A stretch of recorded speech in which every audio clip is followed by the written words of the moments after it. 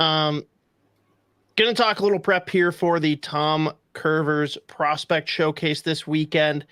But first, Z, I know we all kind of expected this already, but Russo has speculated, as many, that the starting spot for Rossi is going to be on the third line with Freddie Evison and Marcus Foligno.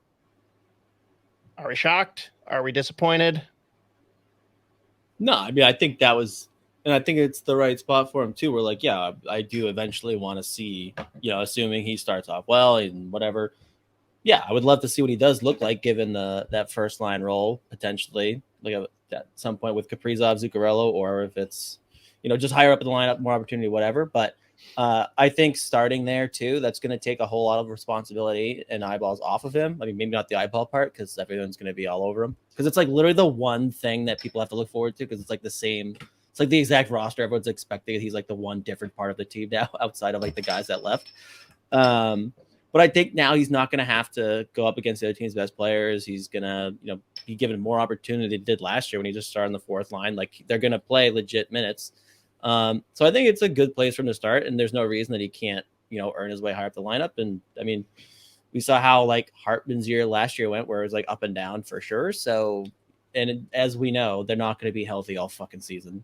So there's going to be plenty of opportunities for him to elevate in the lineup, but this is pretty much what I expected, and I'm totally fine with that.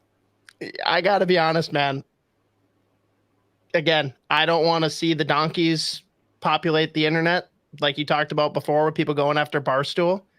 I don't need to see people freaking out over nonsense, but if this was the 1 year that the Wild go completely injury-free and people are somehow pissed off about it because then there's no cap relief, no wiggle that comes from it, can't carry a 13th forward, whatever. Like, you just know people would find a way to bitch that we are healthy. And yeah. I would love it. Yeah, I mean, that's part of being a fan, I guess. These motherfuckers they aren't working hard enough to pull a hammy, like fucking they're just floating around out there. But yeah, we'll see what happens. Again, they could still, even if they stay healthy, that doesn't mean that he won't elevate himself in the lineup at some point. So I do think he's going, like, I fully believe that he's actually going to have like an incredible year, assuming he stays healthy.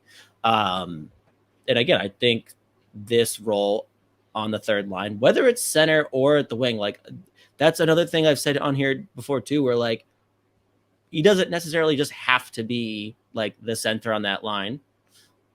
If it works well with him on the wing, where he's not having to do all the heavy lifting on the line as like with the playmaking and all that, like that's fine too. Like as long as he's on the ice getting opportunities and producing and playing well, I could give a shit if he's a center or he's a wing. So maybe that's another way for him to continue to like have more options as the season goes on, where if you're not just tying him to the center position, then that'll open up slots for him. So, yeah.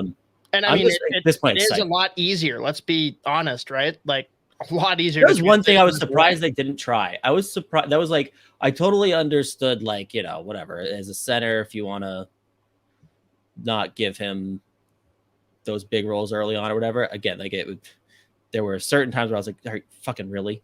Like getting fucking health bombed like 2 games in.